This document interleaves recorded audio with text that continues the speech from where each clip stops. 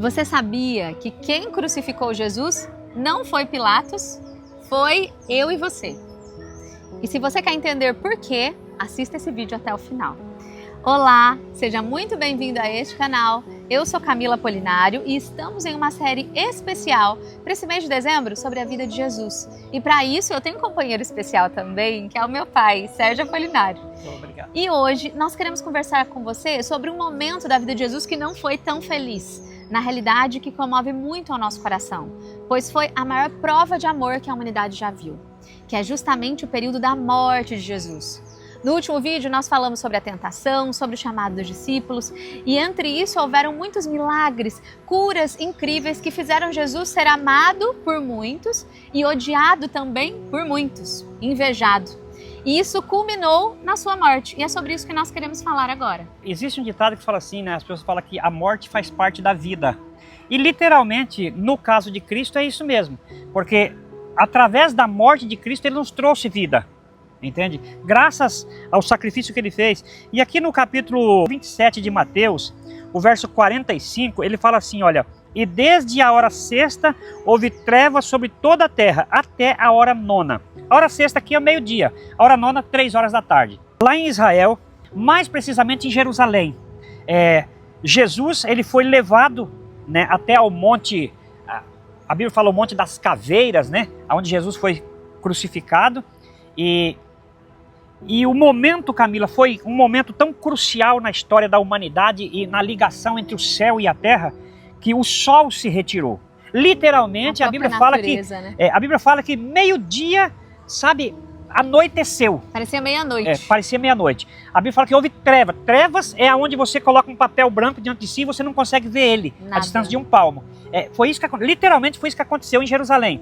E esse período por 3 horas. Naquele momento, o Filho de Deus, o único Filho de Deus, entende, estava sendo colocado em uma cruz para morrer. E como você disse no começo, não foi Pilatos que fez aquilo, não foi o sacerdote, não foi outra coisa senão os nossos pecados, a nossa culpa que levou Cristo a passar por aquele momento. No capítulo 53, Camila, do livro de Isaías, o profeta Isaías, 800 anos antes de Cristo, ele já profetizou que Jesus ia passar por aquele momento, amados. Que isso iria acontecer. Para você ter uma ideia, anote isso aí, ó, Isaías no capítulo 53, pode ler o capítulo inteiro. Entende? Isaías vai estar falando sobre o martírio de Cristo, o quanto Jesus sofreu e tudo o que ele fez foi por causa de nós, os nossos pecados que levou ele àquilo. Por quê? Porque se ele não passa por aquilo ali, nós teríamos que passar. E ele nos livrou daquele momento triste e terrível. E foi um momento muito marcante, porque ao invés de muitas pessoas ali estarem presentes, por exemplo, seus próprios discípulos, ele se encontrou meio solitário, né? Sozinho. Acho que o único discípulo que estava ali era João, correto? O único, né? Com as mulheres, mas todos os discípulos não viram esse momento, porque eles fugiram de medo. Medo de também sofrerem a mesma pena que Jesus sofreu. E isso que é interessante, porque a Bíblia já descrevia isso, né? Que ele estaria sozinho naquele momento. Para você ter uma ideia, Camila, se você continuar aqui a leitura, entende? O verso 46 fala assim, ó: e perto da hora nona, ou seja, perto das 3 horas da tarde, Jesus em alta voz, ele exclamou dizendo: Eli, Eli, lama sabachthani. Isto traduzido quer dizer: Deus meu, por que me desamparaste? Então chegou um momento que até o próprio pai dele, Deus, ele teve que se afastar dele, entendeu? Para ele passar por aquele momento sozinho. Foi um momento de solidão tremenda. E esse afastamento, ele tem um motivo. E talvez você se pergunte, como assim o próprio Deus o abandonou? Os pecados que recaíram sobre Jesus no momento da crucifixão eram os pecados de toda a humanidade. Existia um símbolo lá entregue ainda para Moisés no deserto, quando o povo sai do Egito, utilizado que era o próprio santuário. E no santuário existia o dia da expiação. E nesse dia eles tinham que matar ali o cordeiro, não é, pai? Sim. E daí o sacerdote ele confessava sobre a cabeça do cordeiro os pecados daquele ano inteiro que o povo havia cometido. E esse cordeiro era morto e sacrificado para que aquele pecado ele não fosse perdoado. E aqui é algo interessante, não existe perdão de pecado, existe transferência. Então o pecado do povo era transferido para o cordeiro. Ele morria e pagava o preço por esse pecado. E esse cordeiro simbolizava Jesus. Olha só, simbolizava Cristo e a vida dele. Por isso que era tamanho o pecado da humanidade sobre Jesus, que nem a presença de Deus mais ele conseguiria acessar naquele momento, que foi um momento de maior dor que ele já passou, que foi o momento de crucifixão.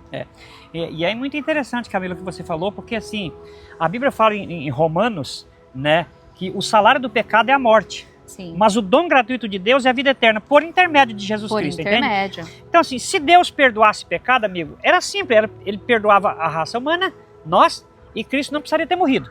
Mas ele fez o quê? Como não existia o perdão para o pecado, a Bíblia diz que o salário do pecado é a morte, então ele sacrificou quem? O próprio Filho, entende? E hoje, você e eu temos a solução para os nossos problemas, que é o quê? Aceitar Jesus. Quando a gente aceita Jesus, Camila, aquilo que ele passou lá na cruz é transferido para nós. E aí nós recebemos o quê? O perdão. Perdão, entre aspas, porque ele pagou. Entende? É como se você tivesse contraído uma dívida através de um investimento, de um empréstimo, e essa dívida cresceu e você não tinha condições, e alguém chegou e falou assim, Camila, eu vou pagar para você, vai lá, faz um cheque lá, pagou para você e você não deve mais nada. Entende? É isso que Jesus fez por cada um de nós. Entende? Então cabe a nós, né, nos entregarmos a Ele de todo o nosso coração. Aceitarmos o sacrifício dele por nós. Mas para encerrar esse vídeo, é importante que você saiba que Cristo morreu, mas morreu inocente. Ele não tinha pecado. Não. O preço que ele pagou foi pelos nossos pecados. E se ele não tinha pecado, e a Bíblia diz que o salário do pecado é a morte dele foi injusta. E por isso, o que aconteceu com Cristo? Aí Satanás não pôde segurar ele na sepultura. Ele ressuscitou. No terceiro dia, Deus foi lá e ressuscitou a Jesus Cristo, porque ele era inocente. Entende?